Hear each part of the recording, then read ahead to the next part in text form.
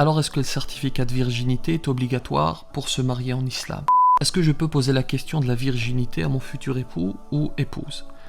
Eh bien en réalité, il y a même cette fameuse tradition du drap blanc, qui, je le dis avec force. Tartuffe, sens numéro 1, Tartuffe est un personnage de Molière qui fait semblant d'être très pieux, pratiquant, alors qu'il ne l'est pas. Sens numéro 2, personne qui ment, qui est hypocrite, elle dit posséder une qualité qu'elle n'a pas en réalité. Je voulais faire, chers tous, un petit rappel en préambule, qui est, je le pense, à l'ère d'Instagram, qui est on ne peut plus d'actualité. Je vous appelle simplement à deux choses.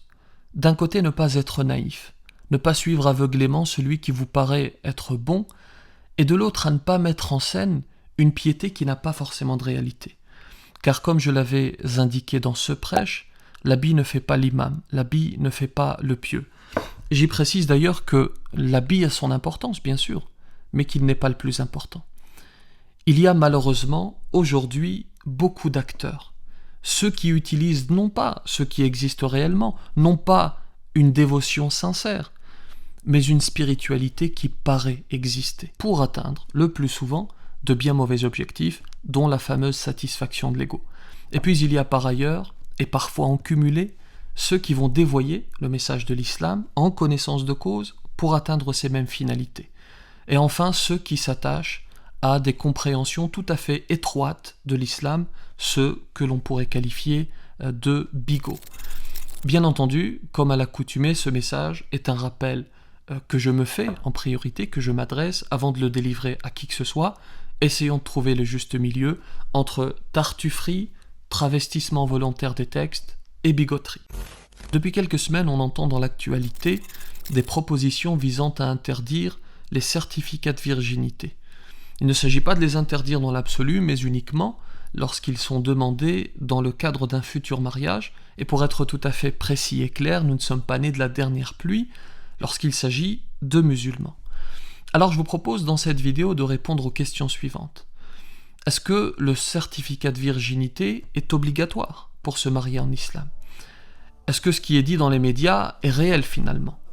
Est-ce que je peux poser la question à ma future épouse ou à mon futur époux pour savoir s'il est ou si elle est vierge? Je vais essayer de répondre le plus efficacement possible. Et je dis pour terminer cette introduction qu'il n'y a pas de tabou en islam, qu'il n'y a pas de sujet tabou, que nous pouvons tout à fait aborder des sujets aussi délicats que celui du jour, à condition d'en parler avec décence et en choisissant les mots justes. À tout de suite.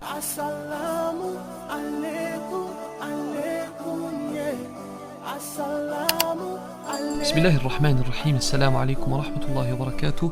Bonjour à toutes et à tous, je commence par dire une chose qui me semble très importante. Lorsqu'Allah subhanahu wa ta'ala a interdit la fornication, il a interpellé l'homme et la femme.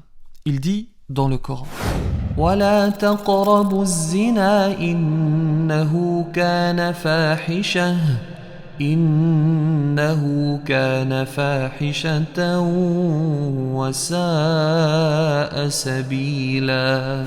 Je le précise parce que quand on entend certains, on a l'impression qu'il n'y a que la femme qui doit se préserver. L'homme peut avoir été un immense coureur de jupons, peu importe, ce qui compte c'est que la femme se soit préservée. Je le répète donc très clairement, Allah subhanahu wa ta'ala parle de az-zaniyatu waz-zani. Il parle des deux, il parle de l'homme et de la femme sans distinction. Alors est-ce que le certificat de virginité est obligatoire pour se marier en islam? Bien sûr que non. Et je vais même aller plus loin, parce que cette perte de virginité, elle peut être le résultat de la commission d'un péché. Et je précise que il est interdit aux musulmans de dévoiler ses péchés.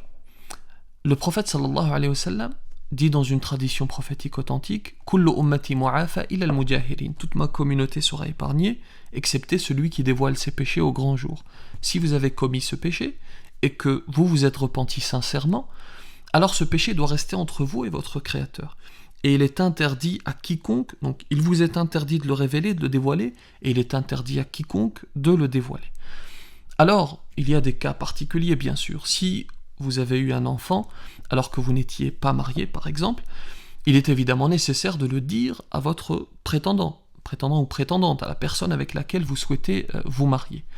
Est-ce que maintenant je peux poser cette question? Est-ce que je peux poser la question de la virginité à mon futur époux ou épouse? Je vais y répondre dans un instant, Inch'Allah. Pour terminer sur cette question, il faut être d'une extrême mauvaise foi ou totalement ignorant pour affirmer que les imams, on a entendu cela, pour affirmer que les imams réclament des certificats de virginité. D'ailleurs, en discutant avec beaucoup d'entre eux, il apparaît très clairement qu'aucun ne demande cela. Alors d'où vient cette rumeur, me direz-vous? Eh bien, pour être tout à fait objectif, c'est une pratique qui existe malheureusement dans certaines familles. Il y a même cette fameuse tradition du drap blanc, qui, je le dis avec force, qui est une ignominie. Et nous n'acceptons pas. Nous n'acceptons pas que certaines coutumes indignes, couplées le plus souvent à de l'ignorance, soient rattachées à l'islam, d'une manière ou d'une autre. Celui qui faute, il n'engage pas sa religion, il engage sa propre personne. Et puis, pour faire le lien avec l'actualité, en réalité c'est un épiphénomène, ce ne sont que quelques cas. Est-ce qu'il faut légiférer pour un épiphénomène? Je ne sais pas, mais comme je l'avais dit dans une précédente vidéo, nous sommes touchés, nous sommes atteints de projets de loi hit aigus. En tout cas, ce qui est sûr, c'est que lier cette tradition ignoble à notre religion, la tradition, le fameux drap blanc ou ce certificat de virginité, lier cela à notre religion, comme je l'ai précisé, c'est soit de la mauvaise foi, soit de l'ignorance. Est-ce que je peux poser la question de la virginité à mon futur époux ou épouse?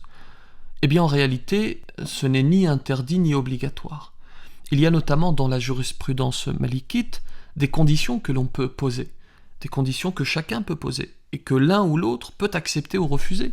Aussi, si vous souhaitez forcément que votre futur épouse soit vierge, alors vous pouvez l'indiquer lors de la muqabala, lors de la rencontre, mais sachez-le, vous pouvez vous heurter à de l'incompréhension, voire à une opposition ou à la fin immédiate de votre muqabala, de votre rencontre. Chacun est libre si vous avez tous les deux le même critère. Grand bien vous fasse. Mais si l'un ou l'autre ne l'accepte pas, il est tout à fait libre de prendre congé et de ne pas accepter, donc de s'en aller. En tout cas, ni drap blanc, ni certificat, et puis de toute façon ce n'est pas efficace, ou ce n'est pas pertinent, parce qu'il y a des activités comme le fait de monter à cheval par exemple, qui font que la femme peut perdre sa virginité. Elle peut donc ne jamais avoir eu de relations intimes, et pourtant l'avoir perdue. Je termine par préciser que la virginité n'est pas gage de piété, et que la non-virginité n'indique pas nécessairement un homme ou une femme qui aujourd'hui est sur un mauvais chemin. D'abord, il s'agit peut-être de gens qui étaient mariés, puis qui ont divorcé et qui souhaitent se remarier, ou effectivement de gens qui ont commis un péché, nous en commettons toutes et tous, et lorsque nous revenons à Allah subhanahu wa ta'ala, c'est une nouvelle vie qui commence. Comme on dit, chaque pieux possède un passé, chaque pécheur possède un avenir. Aussi, celui ou celle qui n'est pas vierge n'est pas forcément un tartuffe. On en revient à notre introduction, la boucle est bouclée. Je vous remercie pour votre attention, n'hésitez pas à laisser un commentaire, notamment pour appuyer le fait que l'islam est innocent de certaines pratiques. Quant à moi, je m'en vais déguster la soupe qu'a préparée mon épouse, rééquilibrage alimentaire oblige, que la paix soit sur vous.